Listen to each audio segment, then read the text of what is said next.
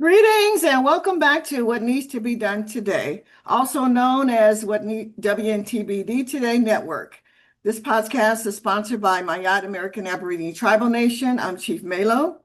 Peace and love to our wonderful podcast team and all of you have joined us today and all of those who will watch this video later. All this month, we're celebrating the patriarchs with the podcast, The Patriarch Speaks. We have two very special guest speakers today. Our first guest speaker is Salvatore. Welcome to the podcast, Salvatore, and the floor is yours. Oh, peace and love, peace and love. Thank you very much for having me today. And gratitude for everyone who is organizing this. And, I'm sending love, safety, peace, and protection to everybody who's out there during these times. I know we got some crazy times in the world right now, but I pray that everybody is doing their best to keep their peace. So um, pretty much, I guess I've been tasked by the creators of this podcast to share some context about the patriarchy. And I just want to take a second to say happy belated Father's Day. And of course, we're not one without the other, right? Behind every powerful man and or successful man is a very, very powerful woman. So I would say first and foremost, I was raised by a um, a group of very strong women, Caribbean women, and I wouldn't be who I am today without those women, right? So I just wanted to take a second to, of course, pay homage to the divine feminine for that. And yeah, a little bit about me is I'm a 27-year-old entrepreneur. I've ventured and broken into every industry you can probably think of. Maybe not every single one, but medicine, business, to some degree, and everything in between. And I'll say this is that one of my I do have to give credit to two patriarchs in my life that saved me and were father figures to me. I grew up without a father. Basically, my father served a lot of time in federal prison. I'm Italian. My father worked underneath of the Italian mafia. He did the dirty work for the Gambino family and a couple other the families. Um, so he served federal prison, and for that purpose, I had to rely on being raised by, again, strong women. However, I was very fortunate to find mentors, and I highly suggest any young man or man out there um, seeking to find or lacking purpose in their life. First of all, you have to understand that the world is very, very cruel to us as men, right? Men only usually get their flowers at their funeral. So, of course, we want to be able to get our flowers before then, but in order for you to become the man that you really destined to be, sometimes that means forging yourself through the hell of fire, right? And I wouldn't be able to be the man I am today without powerful, powerful patriarchs and mentors. And when people talk about spirituality and enlightenment, in my mind, I don't see the guru out in East Asia meditating in the mountains of, the Fuji Mountains. Instead, I see a married man who has three kids, who runs a youth nonprofit organization in an urban city. And I have to give a big shout out to KYDS, Conscious Youth Development and Services, and Rodney and Michael, the founders of that organization, who guided me and mentored me as a young man and gave me the tools I needed to reconstruct myself in an urban environment. Because, like the rest of us as young men, I had all the tools to deconstruct myself. And so, with the tools of yoga, mindfulness, breathing, social emotional learning, I was able to regain consciousness and be able to pull myself together and at least create a new path for myself. And now what my journey looks like is, almost somewhat of remembering who I am. And my suggestion to the men and the young men out there is to, the world is cruel to men who don't have money and don't have purpose. And I wanted to say this thing, and I'm so glad I get a moment to share it because I've been contemplating it for a long time. As a man, you have to be okay with people walking over you. Okay. The reason why is because you have to be strong enough to carry them. You have to be a bridge in a world where people are willing to burn bridges to get to the other side. Okay. In this world, men are valueless as long if they do not provide any value. So you have to figure out very fast how to provide value to the world if you want people to care about you. That's the sad reality of being a man. But it's also one way to look at it. A beautiful way to look at it is, hey, I have an opportunity to be valuable. I have an opportunity to serve God and to be recognized through the endeavors or achievements that I may be able to be adding value to people's lives, right? And so that's what I would suggest to any of my young men out there is you need to become a Renaissance man. You need to be a multi-versatile, an excellent communicator. You need to have a certain amount of consciousness of every piece of the world. So that way, when you step into a room, you can magnetize the energy that you want to attract in your life. And I'll tell you this, as men in the patriarchs, we have a lot of work to do. I know that for a fact. And I'm fortunate to be able to rewrite the history and be able to heal that generational trauma, right? I always tell people DNA loads the gun, environment pulls the trigger. Okay. So who you spend your time with, the men around you, the ideals, the morals that they carry inside of their mind and in their hearts, they will all rub off on you, even if it's subconsciously. So if you want to become a high value man, you got to get around high value men, right? Married men who are loyal, who run businesses, who are providers, are protectors, and really give rise to the true meaning of patriarchy. So that's what I want to say, and I'm grateful for this opportunity to share some of the lessons that I've learned becoming a young man and forging myself through the fires of hell to, because we all know that it takes a lot of war to become peaceful, right? So shout out to all the fathers, shout out to all the young men out there, and peace and love to y'all. And thank you very much for giving me an opportunity to share. Thank you. Ashe. Ashe. Ashe, thank you so much, Salvatore. Wow.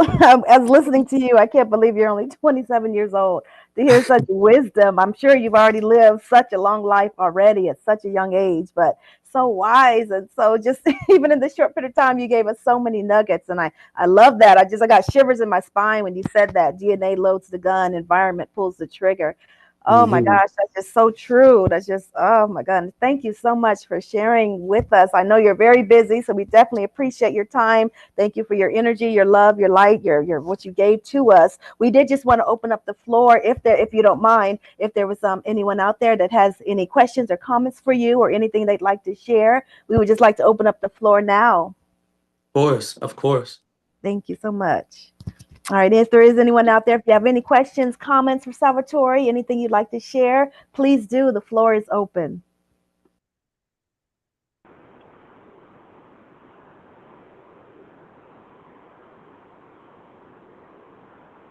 Chief Melo, I see your hand up. Uh, well, normally I like to wait and to see if others have any comments before I say anything. I just want to thank Sal for Salvatore for coming on. He, just like you said, he is very, very wise for his young years. He's actually like my grandson. One second, this is our next guest speaker. So, Tracy, you're gonna have to take it over for just a couple of minutes. Okay, thank you. And Salvatore, while we're waiting, do you have any a platform, a website, business, anything that you'd like to share with us, or how we can support what you're doing or reach out to you? Oh yeah, it's so funny because it totally, when I get into the groove of delivering the message, I kind of put myself aside and I let spirit kind of channel. But I totally forgot to even drop any of my information and Yes. any of the things that I'm doing. But yeah, I help people discharge debt. I help people acquire funding. I help people get on clinical health and healing protocols. I've been a functional medicine practitioner for about 8, 9 years. Um, I'm a business coach. If you need a trust, if you need certain levels of anonymity or anything like that, I can help you achieve a lot of your business goals.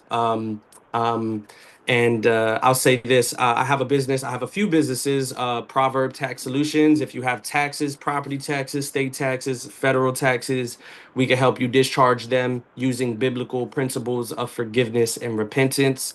Um, and then I have the Debt Doctor, which, I do more consulting, and I take on the discharge of collections, and I help people, do credit and get funding and stuff like that. And yeah, you can find me on Instagram, Proverb Tax Solutions, or at the Debt Doctor.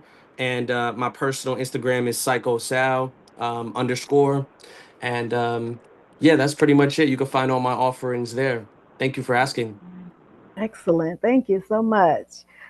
I was actually introduced to you from Chief Malo, my mom, and so I watched some of your videos on what you're talking about. But like you said, when just hearing you speak, it's a whole nother side of you that I hadn't seen before, and that's just so amazing. Like I'm just, I'm still in awe. I'm just so blessed to have you here. Thank you for sharing and what you. So we definitely want to support you any way we can. I know that you can definitely help us. So definitely, please reach out to Salvatore at Instagram, Proverbs Tax Solutions, at psychosal underscore, and also at the Debt Doctor.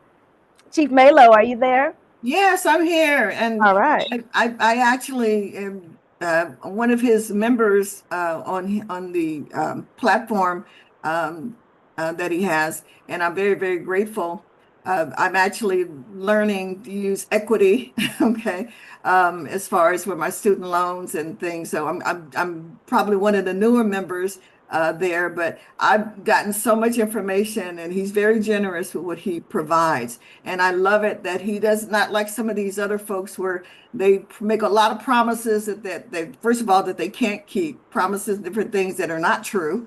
God found this. I've been doing this since 2012, and I've been through a whole lot of different places and processes and what have you.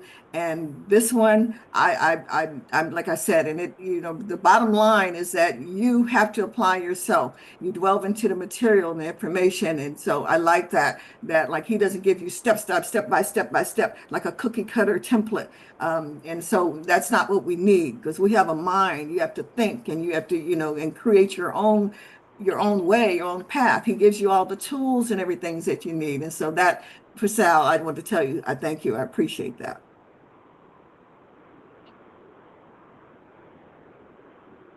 Oh, I thank you for the compliment. I appreciate that.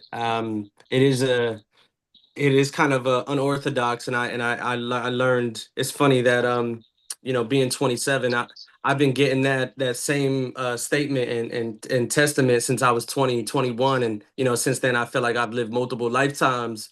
But I have a particular style in which the way I teach, because just like you, I've been in and out of all of these different groups and mentorships. I've spent easily $100,000 on education and stuff like that outside of school.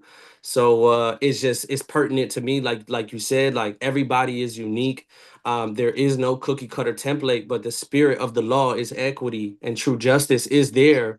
But what we need to do is just start to unlearn and reconstruct and start to really gain new eyes and ears. That's what we say in equity. So I appreciate you for being a part of our the community and being willing to do the work. You know what I mean? Because there's, just like Revelation says, only a certain amount of people, 144,000, going to hear the call of God, and we believe that call of God is equity.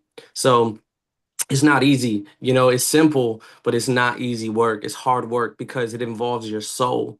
It involves karmic accounting, and that's what equity is. Equity is accounting. So I appreciate you, and yeah, I'm excited to continue the conversation. Thank you. Okay. And we have Asifah on the phone. Asifah, did you have any questions for Salvatore? How you doing, Brother Salvatore? Peace and love. Hey, peace and love. All right. I had trouble getting into it. It's like my internet works. It's telling me my internet is telling me that my internet's not on. I need to log back on. Then I try to get in from my phone. It blocked me on my phone. I'm like, wow, why this time? Why now? at all times. You are correct. The equity is a remedy to correct it and offset debt.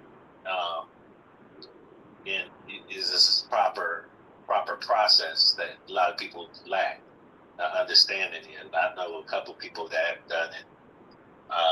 I've did disputes before with credit karmas and with other financial institutions, and I was able to get my son's credit up and my wife's credit up as well.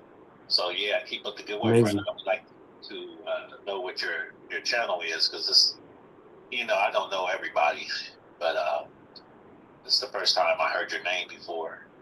And there's a lot of brothers out here doing work and sisters doing good work. So I commend you. And Sal, can you give your where you can be reached again as far as the I heard Tracy repeat it. Can you give that to Asifah also? Yeah, absolutely. And what He I'll do. wasn't on the phone during the time because he had trouble getting in, so he didn't hear it. Oh, okay. No, it's all good. What I'll do is I'll do it even better. Is I'll drop the at name of where you can find me on Instagram in the chat, and I'm doing that as we speak. But it's my personal is psychosal_. My businesses are the debt doctor. So the debt doctor, and then Proverb Tax Solutions. So yeah, if you have any tax issues, property taxes, state taxes, federal taxes, personally, I've discharged just even this year over $300,000 of federal taxes, federal and state taxes. Personally, over in my life, I would say I've discharged close to $250,000 of debt alone for myself, and working on doing a bit of it for my family as well. So um, yeah, equity works. Equity is there for us when we need her. And as long as you have clean hands and are not afraid to get your feet dirty, that's one of my proverbs is, yes, we have clean hands, but you can't be afraid to get your feet dirty. And what that means is you got to do the work. You know what I mean? And it's a journey. It's a spiritual marathon, like Nipsey Hussle said, and the marathon continues. So thank you very much for seeing me, brother. And I'll see you too, man. I hope to connect with you soon. You said property, proverb. I'll send it to you. You can't see it, but I'll send it to you, Asifah. Okay. I'll send it to you. Because I would like to touch bases with him, at a later time. Right. I'll give you the contact info. Okay, sure thing. Okay, so I'm going to turn it back to Tracy briefly just to see if anyone else has any. Are you All still right. Yeah, before we let Salvatore go, is there anyone out there that has any questions or comments for him or anything you'd like to share? Please do. The floor is open.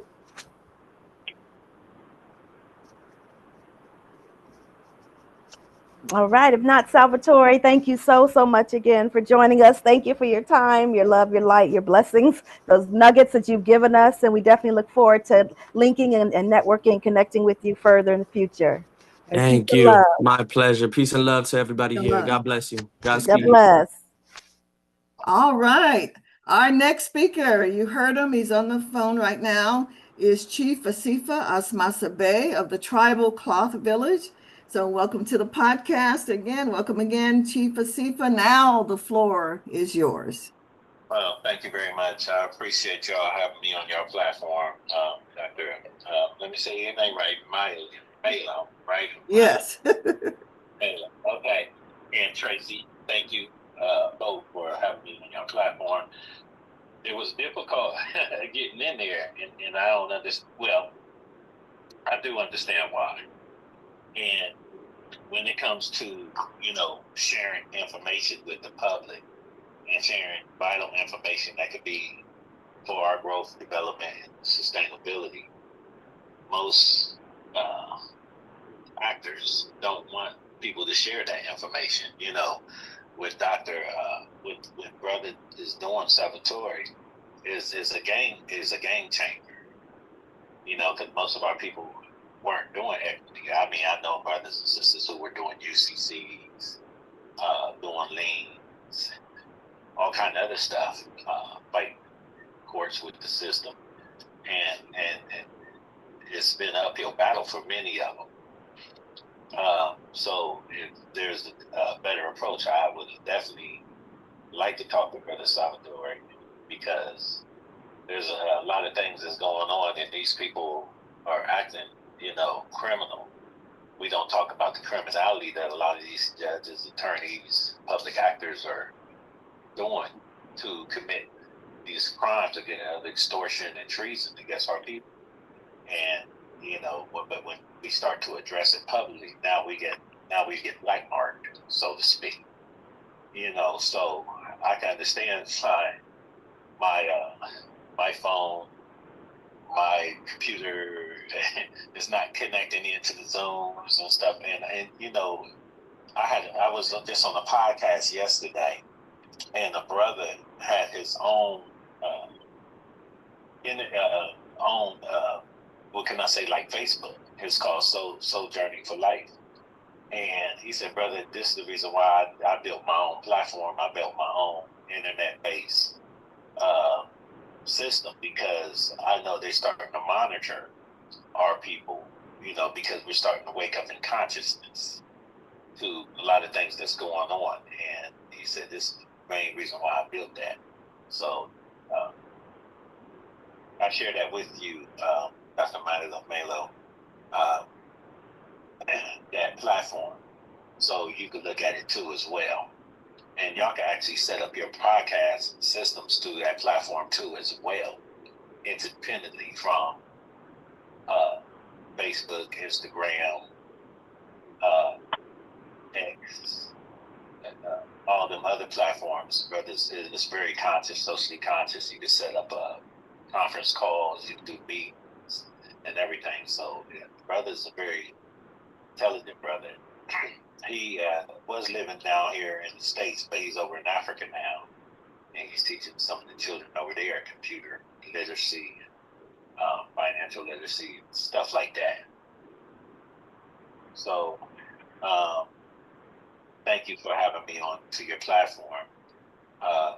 My name is Chief Asifah Masabe, for those not familiar with me. We have an institution called Tribal Cloth Village, and the saying behind that is, we all come from various different tribes, but the cloth is that has woven us together, so that makes us a village.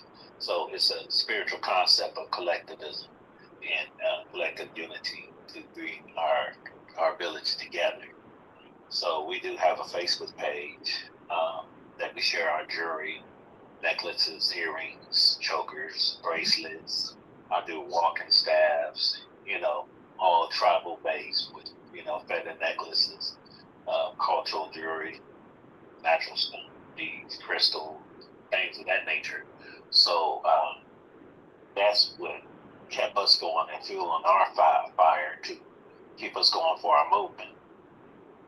So I also do business consulting. I know how to do. I did do some grant writing before. I used to sit a couple boards to help them bring resources to their institutions, as well as help people do their trusts.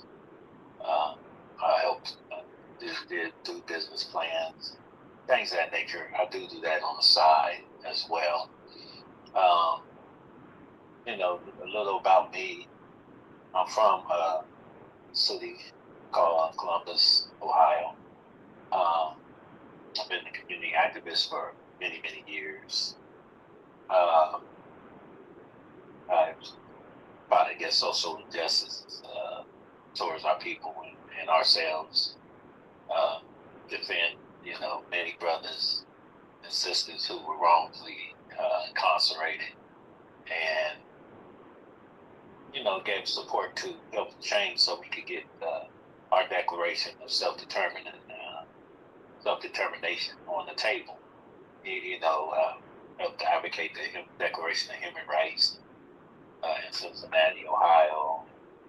They were the first to sign off on it in Ohio, and with our brothers and sister comrades, shouts out to Queen Tyra for the phenomenal work she's doing up there in Cincinnati.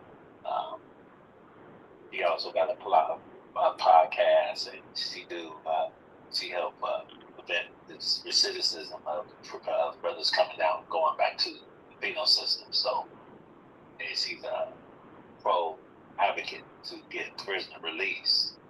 So those work with comrades like that have been very instrumental and active in their communities with boots on the ground. So just a little bit about my history. I grew up in a time where we were in our own communities. Then the busing took place, and then we got out of that, started getting integrated, and then once that started taking place, I seen our community goes to shambles because then they got invested with the drug, the crime, and then nobody want to live in your community. They want to invest in the properties, and then that's when your neighborhoods went down. So I seen that reality take place, and it permeated across America. So, I do whatever I can to empower us to have our own entrepreneurial businesses, to get our own contracts, to get our people contracts with state contracts, to try to keep their business afloat, get monies to fund their businesses. I help with that, with the relationship we have. So there was some things that I have done to be very instrumental as a young brother in the movement, coming up to where I'm at now.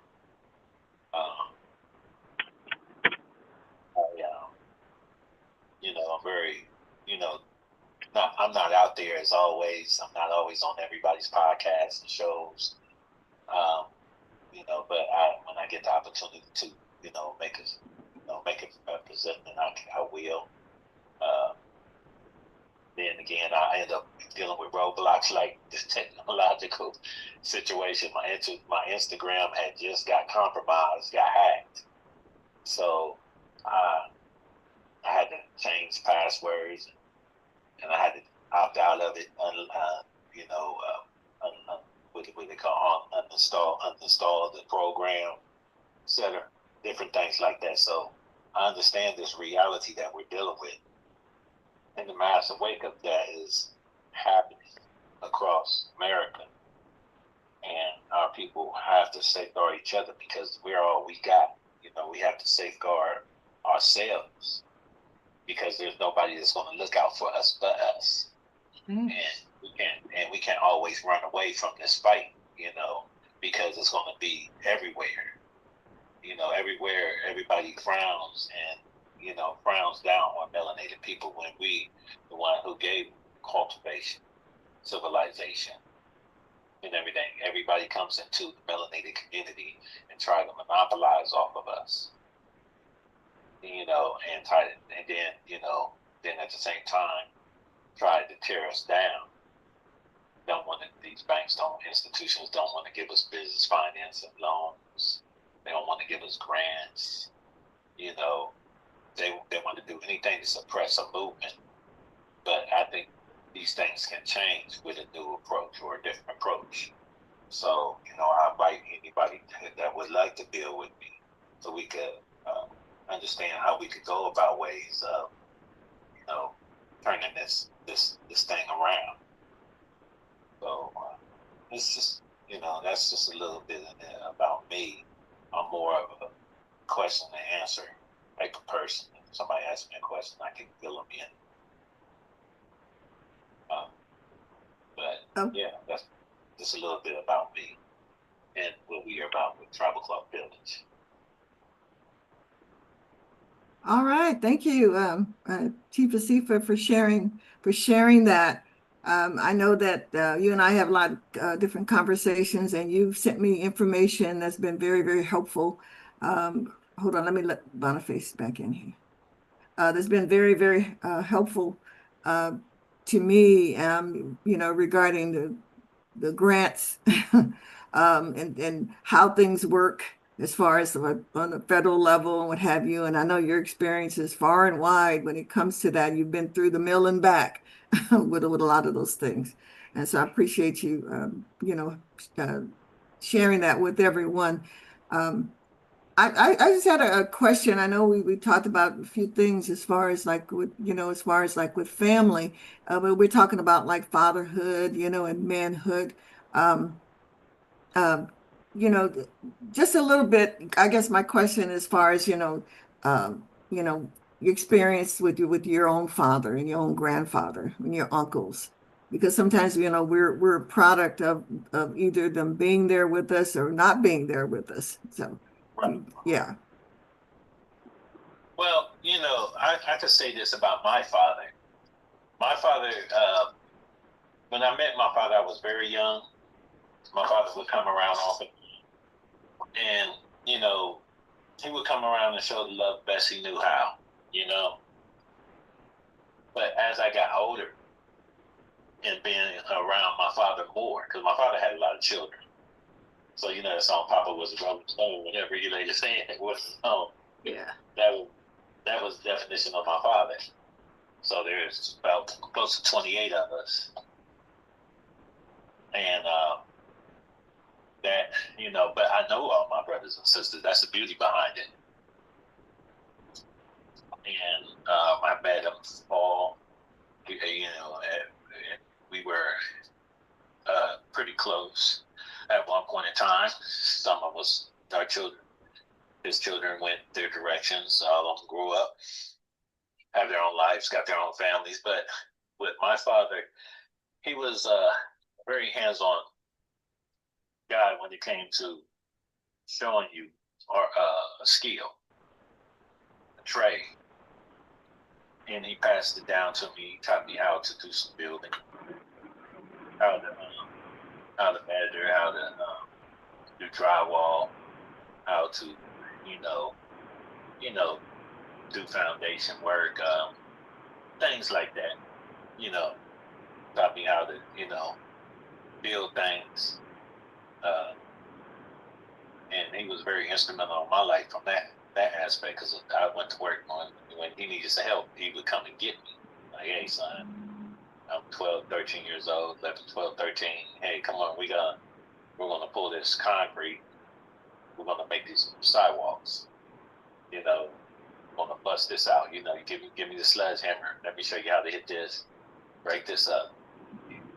Put this in the wheelbarrow and carry that over there. It was very hands-on. A lot of hard work I done with my father. Helping carry flights of drywall, tile, and stuff up flights of stairs. So he showed me about responsibility, so as a young man. So my father was very instrumental in my life with that. So I treasure that with my father, because he was able to do that. He wasn't always there, be there when, every move. But as a young man growing up, but when in my latter part of my teens, he became a very instrumental father in my life. Is he still living? Yeah, he is. Oh, okay. Yeah, he is. I call him from time to time, check up on him. Hey, oh man, what you doing? He's a rough, rugged guy. So I'm like, you get older, Pops, you need somebody to help take care of you. Where you got some home health aid, not only nobody, I like doing things for myself. He's an independent guy, So a lot of things I learned from my father was, and he was a firm believer in family. You stick up for your brothers and your sisters. You help your nieces, your nephews, your cousins. No matter what, family's first, and that's what I respect about my father. Okay. I love my father in many ways. I'm like him, and he has showed me nothing but kindness over the years. Even though he's rough with it, he's rough around the corner, but he had good intentions of being the best father he could be. You know, you're talking about from a son's perspective. What about you had sisters, right? What about from their perspective as their father? Um, Well, I know you can't really speak for them, but you may have talked to them, and how do they feel about it? what I know of my sisters, their relationship is always they're daddy's girls. When they need something, they go to daddy. I can say it like that. So, you know, they are they're around him more so than me because I'm not in the same state he's in. But they're around him whenever he needs to go to somebody, he needs some assistance. They're around him, and you know, if they need something, he's around them. You know, his first thing is the grandbabies. You know, hey, let's take care of these grandchildren. Let's make sure these grandchildren are straight. My father's very family centered because my grandmother, she's short, and a Cherokee woman from Chillicothe, and my grandfather was from Jamaica. And, you know, what was the odds of that? And them linking up, getting together. But you know, they had 11 of them. You know, I had 11 aunts, uncles, collectively on my father's side of the family. So they were very tight knit. So a lot of things that I have witnessed and being around them, I seen the love and the unity and the strength of family. Just being around my father. Like they had anything bad, we just go fishing together. Matter of fact, yeah, I'd say he taught me how to fish. He taught me how to put my first pole together. You know, he taught me how to box. You know, you put the boxer gloves on. Yeah, this is how you defend yourself. So you know, my father he was a man. He taught me manly things. You know. Okay. So Tracy has her hand raised. okay. Tracy? Yeah. Hi, Chief Asifah, and thank you so much for sharing that. Thank you for sharing your personal experiences and giving us this wisdom. You're definitely giving me insight. Because when I think of if someone told me, "Oh, this man has 28 kids," my first reaction is, "Oh, deadbeat." You know, how could he just go and get all these women pregnant and don't care about his kids and he's not there? From what you're saying, sounds like a different picture. But I do have to ask, like when you said he took you fishing and showed you how to box, things like that, did he pick and choose which children he was around? Because 28 is a lot. And I don't know if they're all in the same state, same cities, same block. I don't know. But was he active in all of your siblings' lives, or did he just pick and choose which ones he could be there or did wanted to be around? Well, let me say this. My father, you know, during the interval, because, you know, I'm like one of the oldest of the three older ones. He made sure we knew each other. And he took us around each other. And so he did have a relationship with each one of his children growing up. As far as if he could did more for them, and, you know, they felt a certain type of way. He had some of that. But he never showed no favoritism towards none of his children. Because they were all his children. He loved them. And he wanted them to know that, you know, to be treated. He wanted them to treat each other with respect. So, like me, I had very few run-ins with my siblings. Only time is when my siblings were hard-headed. They didn't want to listen. And they wanted, you know, do things that I felt that weren't right. So, but other than that, my father was, you know, part and partial. He was like, you know, you need to talk to your brother. If you got a problem with your brother, you know, you need to sit down, talk with him, and y'all hatch that out, you know. Or your sister, you know, if there was issues, you know, your sister, you know, your sister had it out, you know, we had it hacked it out, so it was no animosity amongst the siblings, you know. To this day, you know, my brothers call me, check up on me, you know, they live their life, they do what they do, but they they call me and check up on me, and I appreciate them. I got brother named James. There's two Jameses in my well, actually three Jameses. brother named James. It's so funny. And I got a host of sisters. And when we see each other, when we have family reunion, yeah, family goes. But a lot of times we hatch it out and we resolve the issues with each other as a family. If that answers your question. Yeah, definitely. Thank you. Yeah, because it gives me different perspective, like I said, because my mind would be definitely go one way. And from what you're saying, it's 180 degrees different. So I definitely appreciate your father for, we can't always help, when things happen and babies come. And so I definitely appreciate him for being there and doing the best that he could, and when he could. So I definitely, I appreciate that. It gives me a different perspective. So thank you for that. Do we have any other questions? We have a couple other people on the Zoom, Boniface, and I think that's Brother Mark. I'm not sure. Did you have any questions or comments to make? Anything else to share, to ask Brother Asifah?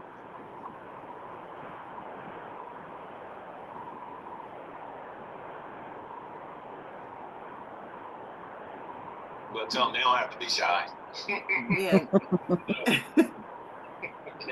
If they want to ask me anything, I'm cool. I'm a down to earth brother. You can ask me anything that is relevant to the fatherhood. Anything, if you want to know anything, if I got the answers to it, I would definitely, give it to you. Okay, Boniface? Yeah, Brother Asifah. Can you hear me okay? Yes. Oh, okay. Well, thank you for coming and sharing. I couldn't help but recognize I have something in common with you, but not quite. My dad was a Rolling Stone too. And I have a bunch of siblings, but unfortunately I don't know them all. So it was a different situation. So I'm glad you had a chance to bond with and have a relationship with everyone. And thank you for continuing. And I hope the good things you are sharing with your relationship with your dad, you are extending it to your own family. You didn't say much about that, but I trust that's the case. So thanks for sharing. I appreciate that, my brother. It's a lot of times, I have 5, 6 different children myself, right? Mm-hmm. 4 different mothers. One thing that I learned from my father is that you got to build relationship with the children. That's the way they trust you. And spend time with your children, even if you ain't got much. I had to spend time with my children. I used to take my children to the park. We would go to the museums. We would go to play, to other places to play with other children, get them socially interactive with each other. Taught my son how to play football. I didn't have to have a lot of money to spend with my children to show them that I love them. You know what I'm saying? And that's the point that I can give to a lot of fathers that's out there that feel alienated, like they feel some of them, like I have a son-in-law that he feels his kid's mom don't want him in his child's life unless he's bringing money to the table. Well, what about the support system of the parents, the grandparents, and the father taking the children around an environment of family? That's so missed, a lot of times these children are, they're around different environments that's not conducive to a child's growth. and they see so many things, and they start acting out because of that. Well, Mhm. my father was always taking me around an environment where it was productive. I see my uncles, yeah, they like to party, they like to get their drink, their beer on, but 9 times out of 10, hey, let's go fishing. Oh, let's go shoot some ball with each other, or let's go out on the lake, let's take the boat, you know what I mean? It's just the little things that I can remember growing up, and we would go to our, my family had a reservation up in London, Ohio, and we would go to the family reunions. You would see them do the roast, collective family bringing food together, children playing with each other. That's what it's all about. And at the end of the day, when you bring your children in that type of environment, they'll know how to treat each other with respect, know how to, work with other people. It makes them a more of a well-rounded child, you know. It's so important that a child get to see these things. Like I used to take my daughter with me. She's like, Dad, she told me this the other day, about 3 or 4 days ago. She said, Dad, you know what? She said, when I think about my childhood growing up, you used to take me to your meets. As a matter of fact, you would take me to your father to father programs and sit down. I'm at the table around all these brothers and sisters, the brothers, and y'all discussing things about manhood, fatherhood. We need that. We need that collective supportive circle as men, because really a lot of men don't have that outlet. That's so necessary, because men have hurt and pain too. I could go into things on my mother's side, but I don't, because I don't want to tear her character down publicly. But it wasn't so healthy on that side, with her. But my father, he treated me different, So, I gravitated more to my father. I love my mother, but my mother had a lot of hurt and pain in her. She would take it out. So, my father would take me away from that reality. So the balance of both parents, one way or the other, sways whether your child is going to be a productive person or a non-productive person. You understand what I'm saying? Okay. Yep. Thank you. Tracy has another question, Asifah. Yeah, thank you. So I just want to ask, when you said that about how the experience was a little different, with your mother, growing up with your mother versus your father. Do you think that it would have been reversed? Do you think it would have been different, where the experience would have been, I'm just going to say, worse with your father, better with your mother, if she was the one that was out of the home and just came and picked you up and spent time with you, versus, raising you, seeing you every day, caring for you every day? If your father was the one that had to provide for you, feed you, clothe you, watch you, look out for you every day, as opposed to intermittently coming through, do you think that it would have been reversed? Do you think maybe he would have been different? Maybe he would have, maybe had the angers, the emotions that she did, and then maybe she would have been the softer, kinder one that could just come play with you and come do things? I can't really say on that one, to be honest with you, because when it comes to those particular what ifs, it depends on the circumstances of the relationship between the parents, Right. and relationship with that particular son. Right. Some mothers are nurturing, some are caring, some of them, I know my son-in-law, his mother raised him to do the right thing and raised him around men that were Muslim men, and taught them, taught them ways of how to be a man. And even though he strayed away and made wrong decisions and stuff, but he ended up going back and saying, Mom, I apologize because I didn't listen. I wanted to do what I wanted to do. children have their own free will, whether they wanted to be rebellious, but what influences them is their environment, who they choose their friends and who's around them. Are they productive thinking, or are they just mischievous and always want to get into dirt? And I want to say this, there was a time where in our community, when you could go down the street and you go down to your neighbor's house and your neighbor knew your mother and your grandmother and, your uncles.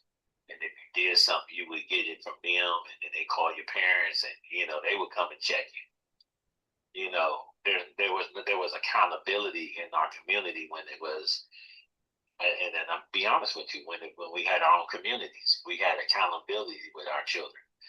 They weren't so bad. They weren't so as mischievous as they are these days. Now everybody don't know each other. Everybody rather videotape the madness that's going on and drama and fights. But back then, I can remember, you get into a fight, the neighbor breaking your fight up, and if other parents is intervening in that fight. Making y'all make up. You know what I'm saying? It's a different type of psychology that's going on now versus what it was like then. You understand where I'm coming from? Yes. Yes, definitely. Boniface has his hand raised also. Yeah, I think I can help with the scenario Tracy's talking about. I was raised by my dad, my father, with his wife, who was my stepmother, because I think I was 2 when my parents separated. So I rarely ever saw my mom. In fact, years would go by, and then she would drop in and say hello and whatnot. So I was very close, to my dad for that reason. And years later, when I could go visit my mom myself, when I was a teenager, it would seem like she was still holding some grudges, with my dad. And every chance she got, wanted to kind of, in a subtle way, kind of take it out on me. So I don't know if that helps with the scenario you're painting or not, but the one I stayed with, I was very close to, and the one that came by, it was just a mixed bag. I don't know if that helps or not. Exactly, it does. Yeah, I had the same similar scenario, and let me say this: I value my grandma. Mm-hmm. I had the most wonderful grandmother, and my grandmother had owned 3 homes because she was in the real estate, right? Mm-hmm. And each one of the family members lived in the house. Each one of the siblings on my mother's side lived in the house. But my grandmother raised us all together, and she was the glue and the nucleus for us to be together. And when one got to switch, all of us got to switch, because one of us would witness what would go on. That was grandma. Mm-hmm.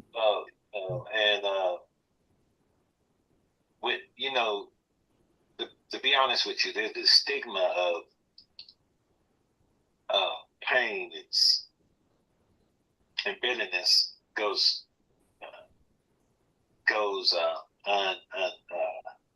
unanswered Mm-hmm. in a lot of families because they don't open up. A lot of them open up with a lot of abuse as a child in their relationship with their parents, and they take it out on the children. Mm-hmm. A lot of my family was very color strict. They was, my uncle was very dark, and he didn't want to be dark no more because he used to get teased, and he wanted to be like a European. I mean, so he ended up getting with white women, and there's a lot of stigmatization that goes on in family, and there's a lot of mental health issues that go on in family that hasn't been addressed, systemically. Some mothers may have, like I know my grandmother, she had 2 sets of children. She didn't want them to treat each other like they were not brothers and sisters. But she had 2 sets of children from 2 different fathers, that one she loved, one she hated. You know what I'm saying? Mm-hmm. Mm-hmm. She would play that role, but there was favoritism in of one group of children versus the other. But she wouldn't let her grandchildren see that. You know what I mean? Mm-hmm. When my mother and them were dealing with that, I wasn't around. I was a baby. What they deal with growing up versus what I deal with my father is a whole different experience. Mm-hmm. So, there's bitter and pain in our melanated family, and a lot of the mental issues and bitterness, and it has to be addressed, because that's the way we get through this. And when you're building a community, we have to have a therapeutic type of psychology that goes into investing into that type of system, that we can get our brothers and sisters to open up, Mm-hmm. open up to that pain, to that bitterness, and be able to address it from a constructive manner. So generations down the line, we could promote a healing in the family. Mm-hmm. Ashe. But, incest family is, man, I can speak on that that was on my father's side of the family. It was on my mother's side of the family. It was very deep. So, that those things have to be talked about. Those things have to be addressed. And it affects generations in the family to come, And then now you wonder why your son is living an alternative lifestyle, because he's seen some things happen. Some things happen to him, and he wasn't able to express it. You see what I'm saying? Yep. Exactly. So, when you're building a village, these are some of the things we need as a village, and we need to have rulers, natural birth mothers and sisters, mothers that he can have assistant of a midwife, doula, because these hospitals don't have a medicine, and they're trying to inject all these poison in our children, and just do all kind of experimental things. And that's the reason why our children are dealing with Alzheimer's, dealing with dementia, ADHD. yeah, that too, all of that, So you gotta look at things, from the perspective of how we could be self-sufficient, have our own medical clinicals, our own botanicals, our own spiritual healing and wellness centers, our own psychologists setting up their own counseling and clinicians, to bring us back to where we belong, as community centered, because that's what it's gonna take, That's what we're working on. Yeah, so those are some of the things that we need to touch on. I definitely invite. I was trying to put something together a while back, but it got thrown to a curve, because the person that I thought that they had intentions to want to do that, they had other intentions. They rather party amongst each other and do other things instead of keeping their focus on business. We got to learn how to be more professional and have a moral ethic conduct with each other as brothers and sisters. you know, and all that stems from your child rearage, you know. So, you know, us, you know, we letting these foreigners, or what I call foreigners is other people outside of our bloodline, teach our children and start teaching our children an alternative lifestyle. And now they're all confused. I think Tracy had her hand up, Asifah. Yeah.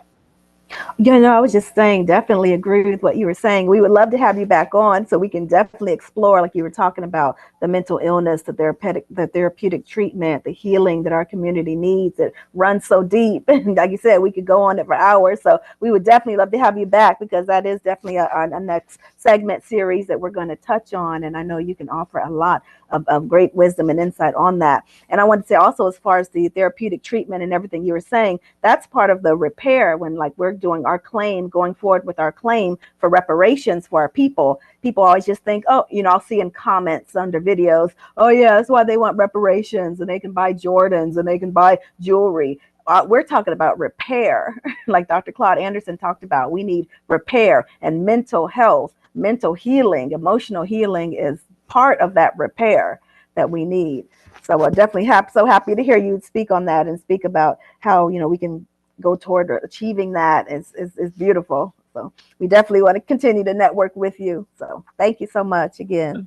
I would love to talk about that. We could address those things as well, because that's what we need far as a village is the how do we address those things? You know, what's the disparities behind children and behind systems taking away children from their families and separating the fathers? You know, and then Exactly. prison, school to prison. Yes, exactly. Right. You know, that's a whole other issue. So there's so many topics that we could address, and we can, and we will. Yes. You know, along with how to get people financially prepared for the future with their children. You know, what about insurance? Right. And what about how we can, you know, set up a trust for our children, trust funds, and endowment. That's right. Stuff like that. All that's key and essential, you know, for nation building. Well, you know what? Those are things that we're planning, and those actually going to be in future podcasts too, believe it or not. So that just you hit the nail right on the head, Brother Asifah. And so, but we are about that at that time, and so I'm going to turn it over to Tracy to dismiss us. Yeah, and I did just want to say that Chief Asifah, you know, we've been looking for tribes like you. We've been looking for people like you, because we've had people who've come in our realm and said, oh yeah, we're going to do X, Y, Z. And they wouldn't even, you know, their intentions were devious from the start. So we love that. We definitely want to network with you and build with you. And like you said, we need better moral conduct with our brothers and sisters. That is so key. Thank you for that word. All right. And we just thank you all so much for joining us today. Next Wednesday, we're going to actually have a MAAT tribal meeting, so we won't have the Patriarch Speaks podcast. But please join us next Saturday, June 28th, 2025 at 10 a.m. Arizona Pacific Standard Time, 12 p.m. Central Standard Time, 1 p.m. Eastern Standard Time. We'll be concluding our celebration of our patriarchs in honor of Father's Day month with our very guest special speaker, who you've heard some from today, Boniface Boateng. Thank you so much again to our wonderful guest speaker, Salvatore, and Chief Asifah Osmasa Bay of Tribal Cloth Village. Thank you all so much. Thank you to our amazing podcast team, tribal members, all who've joined us today, all who will watch this video over and over again later. Peace and love, everyone. We love you all, and we'll see you next Saturday. All right. Peace and love, everyone. Love. Thank you so much.